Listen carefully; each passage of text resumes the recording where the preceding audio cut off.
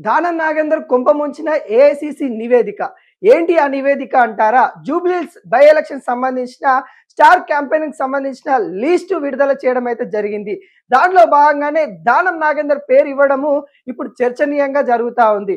ఎందుకంటే పార్టీ ఫిరాయించిన ఎమ్మెల్యేల్లో దానం నాగేందర్ ఒకరుండడము, తన పైన ప్రధాన కంప్లైంట్ ఉండడము, తాను పార్టీ మారలేదని పలుమార్లు చెప్పిన సందర్భాలు కూడా చూసాము. కానీ కాంగ్రెస్ పార్టీ ఎవరైతే స్టార్ క్యాంపెయిన్‌లు ఎన్నికల కమిషన్‌కి ఇచ్చిన లిస్ట్‌లో దానం నాగేందర్ పేరు ఉండడము ఇప్పుడు చర్చనీయంగా జరుగుతా ఉంది. తాను కాంగ్రెస్ పార్టీ కాకపోతే తన పేరు ఎందుకు ఇస్తారు? తాను కాంగ్రెస్ పార్టీ కాకపోతే పార్లమెంట్‌గా ఎంపీగా తను ఎందుకు పోటీ చేస్తారు అనే విషయాలు ఇప్పుడు బీఆర్ఎస్ నేతలైతే మండిపడుతున్న పరిస్థితి కనబడతా ఉంది.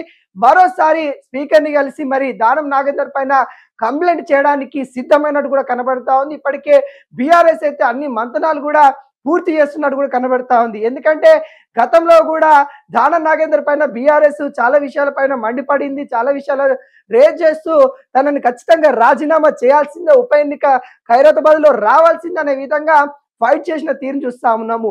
ఇప్పుడు మరో సాక్ష్యం జోడైందన్నట్టు కూడా చెప్పొచ్చు. ఏదైతే ఏఐసిసి నుండి విడుదలైన లిస్టులో దానం నాగేందర్ పేరు ఉండడము తనకి పదవి గండంగా మారిందని చెప్పుకోవచ్చు. తన పదవి ఖచ్చితంగా ఊడుతుందనే దానికి మరింత బలం చేకూర్చినట్టు కూడా అయినట్టు కూడా తెలుస్తా ఉంది. ఎందుకంటే ఇప్పటికే ఉప ఎన్నిక జూబ్లీహిల్స్ ఉప ఎన్నిక పైన రాజకీయం మొత్తం హీట్ ఎక్కిన పరిస్థితి కనబడతా ఉంది. ఇప్పుడు దానం నాగేందర్ ఇన్వాల్వ్ కావడం వల్ల మరింత వాతావరణం హిటెక్కిందని కూడా చెప్పొచ్చు. తను రాజీనామా చేసి ఆ స్టార్ క్యాంపెయిన్ లిస్ట్ లో ప్రచారం చేయాలి అన్నట్టుగా బీఆర్ఎస్ నేతలు అయితే కోరుతా ఉన్నారు. బీఆర్ఎస్ పార్టీ బీఫామ్ మీద గెలిచి ఇప్పుడు కాంగ్రెస్ కి ప్రచారం చేయడం సిగ్గుచేటు అన్నట్టుగా BRS party working president KTR చెప్పిన పరిస్థితి కనబడతా ఉంది.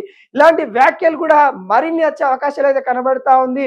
ఇప్పటికే రాజకీయ విశ్లేషకులు చెప్పే సమాచారం మేరకు జూబ్లీహిల్స్ బై ఎలక్షన్ తర్వాత ఖైరతాబాద్ బై ఎలక్షన్ కూడా ఖచ్చితంగా ఉంటుంది.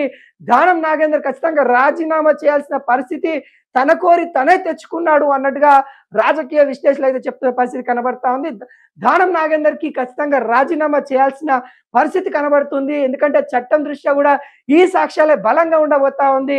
ఒక సాక్ష్యం ఏమో సికింద్రాబాద్ సంబంధించిన పార్లమెంట్ సభ్యులుగా పోటీ చేయడం కాంగ్రెస్ పార్టీ బీఫామ్ మీద, మరొకటి ఇప్పుడు స్టార్ క్యాంపెయినింగ్ గా దానం నాగేందర్ పేరు రావడము కాంగ్రెస్ పార్టీలో ఉన్నట్టు కూడా క్లియర్ కట్ గా తెలుస్తా ఉంది. కాబట్టి ఖచ్చితంగా దానం నాగేందర్ రాజీనామా చేయాల్సిందే అంటూ రాజకీయ విశ్లేషకులు చెప్తున్న పరిస్థితి కనబడుతుంది. ఒకవేళ ఆ విధంగానే రాజీనామా దిశగా దానం నాగేందర్ వెళ్తే ఖచ్చితంగా ఉప ఎన్నికలు ఖైరతాబాద్ లో ఉండబోతుందనే వార్తలు కూడా ఇప్పుడు చక్కర్లు కొడతా ఉంది. మరి చూడాలి దీనిపైన కాంగ్రెస్ అధిష్టానం కావచ్చు, లేకుంటే దానం నాగేందర్ కావచ్చు ఏ విధంగా రియాక్ట్ అవుతారనేది.